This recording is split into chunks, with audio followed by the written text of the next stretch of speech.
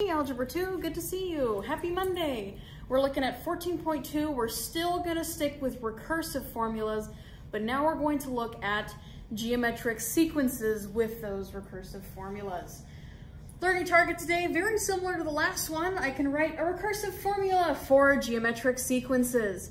And again, success criteria, you will be successful when you can translate between explicit and recursive formulas. Again, now specifically for geometric sequences. Pause if you need to. All right, a little reminder what arithmetic and geometric sequences are. Arithmetic, again, adding a common difference. Every time to get to the next term, you add D, you add maybe 5, or you add a -2, right? Geometric sequences, instead of adding, you multiply. And that multiplying was called a common ratio, so maybe you're multiplying by 2. Everything's doubling. Or maybe you're multiplying by 1/3. Everything is being divided by 3 or cut into a third, right? So geometric, multiplying by a common ratio. Arithmetic, adding a common difference. This should already be in your notes. All right. So, recursive versus explicit formulas, geometric sequences. Again, we've already had this explicit formula before in our notes from Mod 13. Explicit formulas say, you know what n term you want. You want the 15th term. You want the 105th term. Fantastic. Here's an explicit formula to tell you explicitly and specifically what an is, right? You had a1, you multiplied it by your common ratio r that was being raised to the power of n minus 1. So that was your explicit formula for recursive sequences. If we had to translate that back and forth between a recursive formula, again, recursive formulas kind of give you the first term. There's like 2 parts to it, right? It tells you what the value of a1 is, and then it tells you a little formula of how to find the next term. Again, in geometric sequences, well, to get from a1 to a2, instead of adding something, you're multiplying by your common ratio. So to get an, you look at the previous term, an minus 1, and you just multiply by r. So to translate back and forth between explicit and recursive, I can see my value of a1 right here. And that gives you the first part of your recursive formula.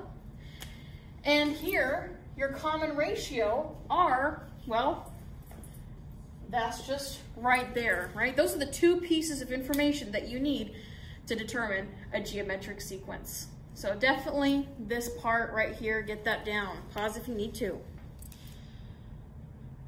Okay, let's look at writing a recursive formula for this explicit formula. We have that the nth term is equal to 10 times -6 being raised to the power of n minus 1. Well, let's just pull out the 2 pieces of information we need. Hey, check it out. You can go back and compare with your general form for an explicit formula. You got that one right there, 10. It's not being raised to the power of n minus 1. That's just a1. And I'll put that underneath here. All right. And then the other number that you're given is the -6. There's your common ratio. -6 is r. So now if I had to put that as a recursive formula, well, I've got 2 parts, right? There's a1, and then there's a little rule to tell you how to find the nth term. Maybe you want to find the 2nd term or the 3rd term, right? a1, we can pull that right from the formula, is just 10. All right, the second part here, if I wanted to find the nth term, I would have to take an minus 1 and multiply it by my ratio. So I would take the previous term, again, that is an minus 1, and just multiply it by -6 there. I'll put that -6 in parentheses so it doesn't look like -6 or anything. So there you go, our recursive formula. It's really saying the same thing as your explicit formula. Pause if you need to get that example down. Alrighty, got a couple more of these. How about we pull some information from a table? What if we wanted to write a recursive formula for this table here? Again, recursive formulas need those two parts. You need A1, and you need a rule to find the nth term, AN. Well, you can pull A1 from the table right here. A1 is just equal to 2. And if I want to find what AN is, again, you would take the previous term, which would be AN minus 1. It's the one that comes right before AN. And you would just multiply by the common ratio. Well, what's my common ratio here? To get from 2 to 6, well, I could do 6 divided by 2 gets me 3. I can also just recognize, well, I'm multiplying by 3 every time. 18 divided by 6, again, would give you that common ratio of 3. 486 divided by 162. All right, still looks like we are multiplying by 3 every time. There's my ratio right there. Oops, not R, 3. Okay, what if I asked you, let's find the 10th term. So, to find the 10th term, I could use my recursive formula, but I would have to use this like 9 more times, right? You have the first one, you just have to take that, multiply by 3.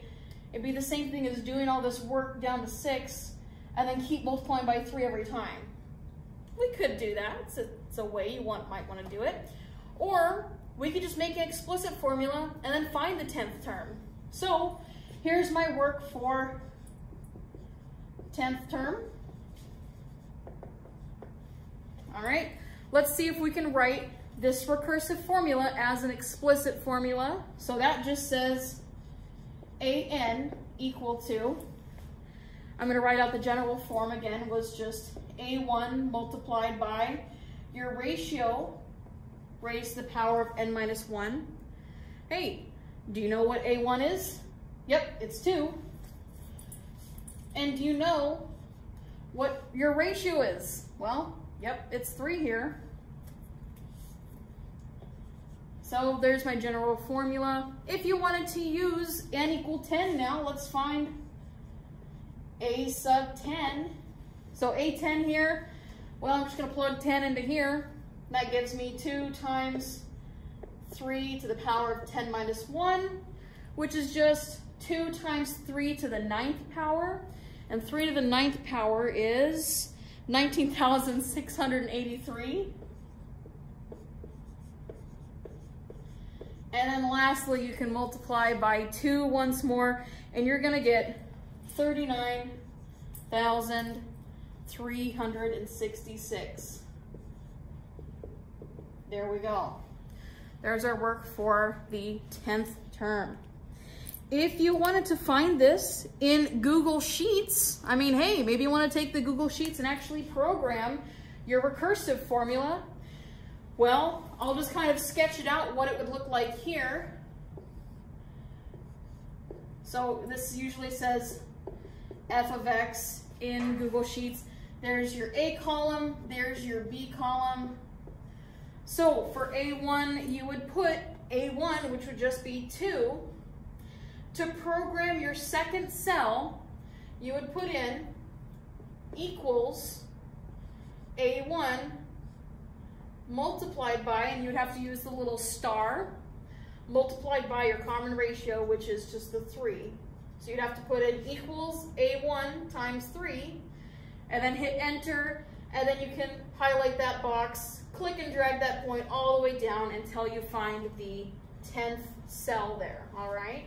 So same process with Google Sheets, but instead of adding like we did last week, you would just be multiplying.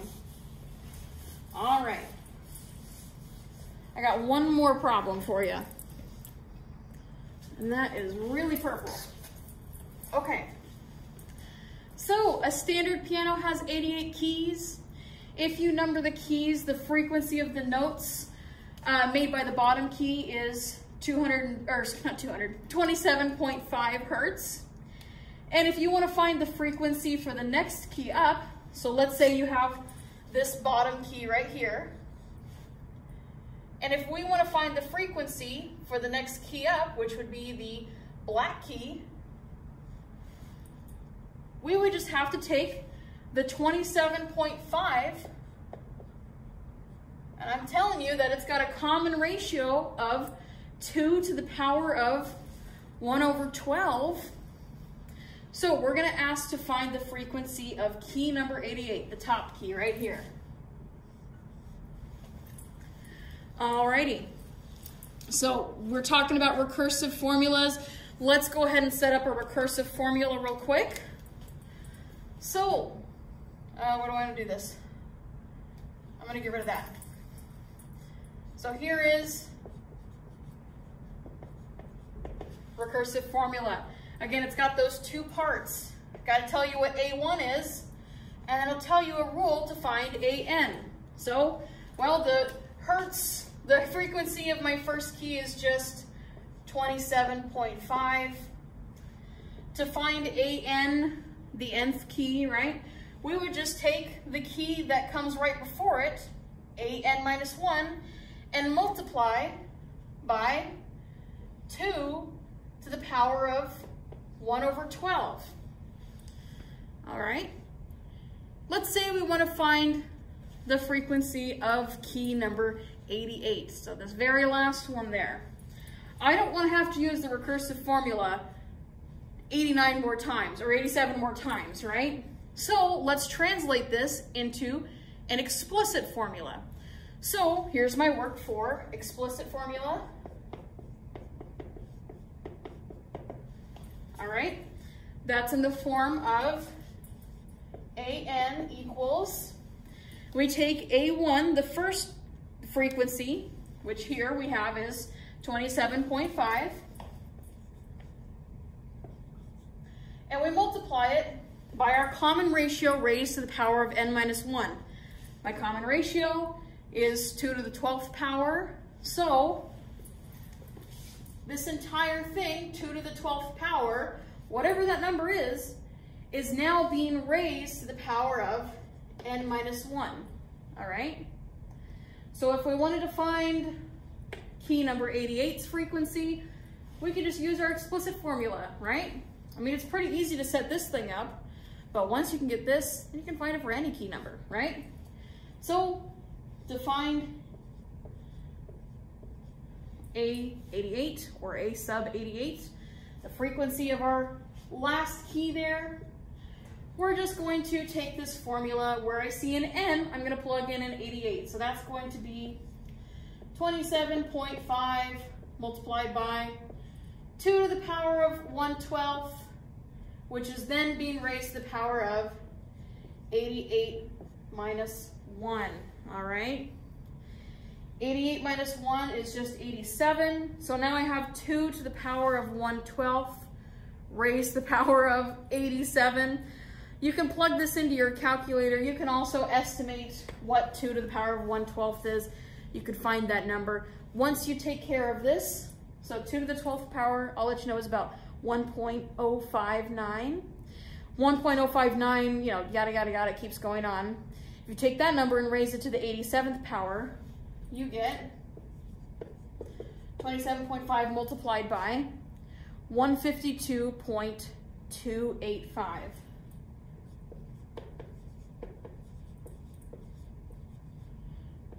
All right, and when I did these calculations, I kept the entire number. I didn't round them between the problem.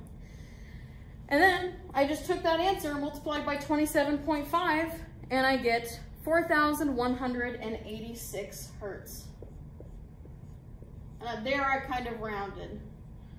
So it's about 4,186 hertz. All right, fantastic. Let me know if you have any questions. I will see you in Blackman 107 for a little bit of review. Thank you so much.